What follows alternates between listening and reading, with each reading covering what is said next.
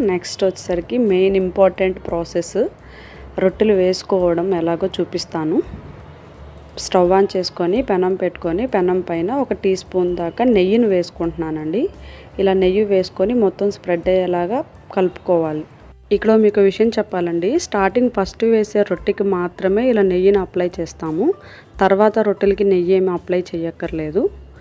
ఇలా మొత్తం స్ప్రెడ్ చేసుకున్న తర్వాత గరిటెతోటి కొంచెం పిండిని తీసుకొని నేను మీకు వీడియోలో చూపిస్తున్నాను చూడండి, ఈ విధంగా ఒక అంచు దమ్మట ఇంకో అంచు వేసుకుంటూ వెళ్ళాలి. కొంచెం నెయ్యిని తీసుకొని ఆ రొట్టె చుట్టూ వేసుకోవాలి. ఇలా వేసుకున్న తర్వాత నువ్వులు ఉంటాయి కదా, నువ్వుల్ని జస్ట్ పైన అలా లైట్గా వేసుకోండి.